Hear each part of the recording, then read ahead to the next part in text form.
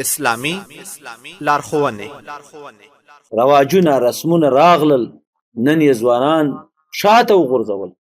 هغه ځوانان چې د واده وس نه لري، ولې نه لري؟ ځکه رواجونه دي.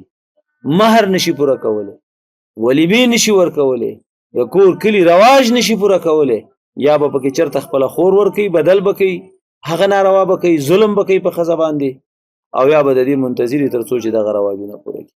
د اسلام د مقدس دین د تعلیماتو نه دام راغلل چې نه، دې کې اسانتیا وکړئ تاسې تر څو چې ټولنه کې عزوبت ختم شي.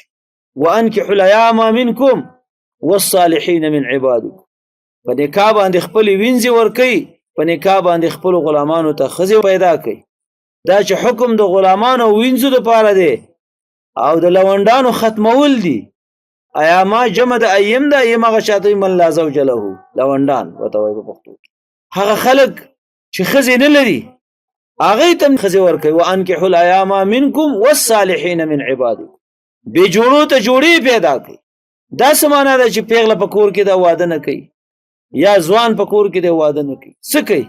ټولنه به فساد طرف ته بیا ځي.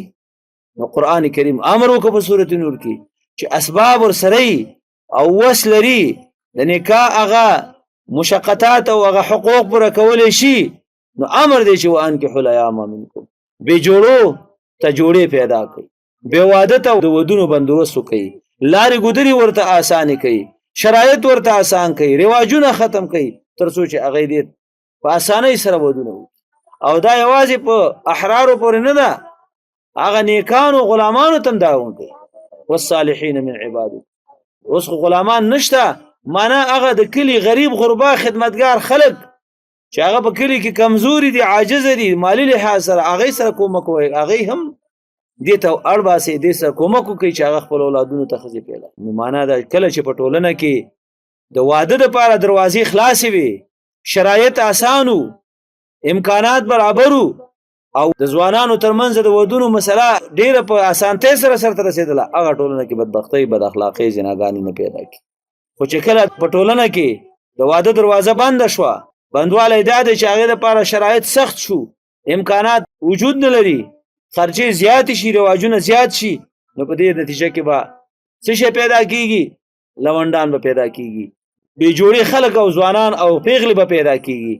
او دلته خو شیطان شته، شهواني غریزه شته، د نفس غوښتنې شته، و طبعا به دا مسایل به پیدا کېږي چې فسادونه به کېږي. داسې فسادونه به کېږي چې ټولنه به هغه نشي کنټرولولی، امراضو به ټولنه اخته کېږي، په اخلاقي بدیو به اخته کېږي.